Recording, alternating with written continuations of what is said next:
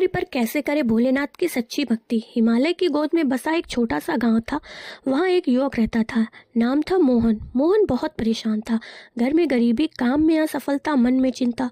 एक दिन गांव के बुजुर्ग पंडित जी ने कहा, बेटा इस बार महाशिवरात्रि पर सच्चे मन से व्रत और भक्ति कर ले, भोलेनाथ बहुत दयालु हैं। मोहन ने पूछा, पंडित जी मैं क्या करूं, मुझे सही विधि नहीं आती। पंडित जी मुस्कुराए और बोले, भक्ति में दिखावा नहीं, भावना चाहिए। फिर महाशिवरात्रि की शुरुआत हुई। महाशिवरात्रि का पावन दिन आया। मोहन सुबह ब्रह्म मुहूर्त में उठकर स्नान किया, साफ कपड़े पहने और घर के छोटे से मंदिर में दीपक जलाया। यह सब प्रक्रिया उसने ब्रह्म मुहूर्त में उठकर किया। उसने सबसे पहले ओम नमः शिवाय का जाप शुरू किया।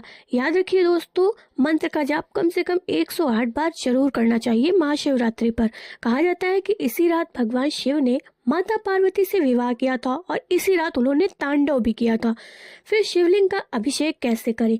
मोहन मंदिर पहुंचा जहां शिवलिंग स्थापित था।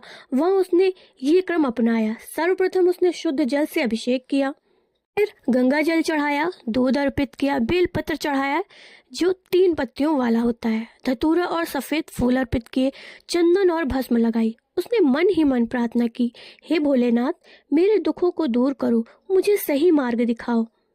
शिव जी को बेलपत्र बहुत प्रिय है, इसलिए हर पत्ती साफ और उल्टी ना हो। इसका ध्यान रखना है कि जो बेलपत्र की पत्ती होती है वो उल्टी ना हो, साफ सुथरी हो। ठीक है दोस्तों, उसका जरूर ध्यान रखना चाहिए। फिर आता है कि 4 प्रहर की पूजा। तो सबसे पहले पहला प्रहर है ना, महाशिवरात्रि को रात को 4 प्रहर की पूजा का विशेष महत्व होता है। तो पहला प्रहर है जल और दूध से अभिषेक, दूसरा प्रहर है दही और घी से, फिर तीसरा प्रहर है शहद और शक्कर से, चौथा प्रहर है केवल जल और बेलपत्र से। ने पूरी रात जागरण किया, भजन गाए, शिव चालीसा पढ़ी और महामृत्युंजय मंत्र का जाप किया। रात के अंतिम पहर में उसका मन बहुत शांत हो गया। फिर भोलेनाथ की कृपा हुई।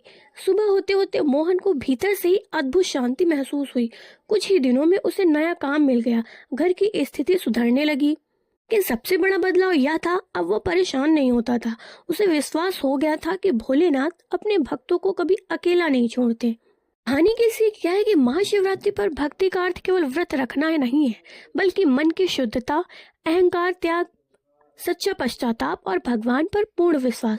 भोलेनाथ बहुत सरल हैं, वे केवल एक लोटा जल और सच्चे मन से की गई प्रार्थना से भी प्रसन्न हो जाते हैं। तो दोस्तों, आप सभी को महाशिवरात्रि की ये कहानी कैसी लगी, कमेंट में हर हर महादेव लिखकर जरूर बताएं। मिलते हैं नेक्स्ट वीडियो में। हर हर महादेव। शिवरात्रि पर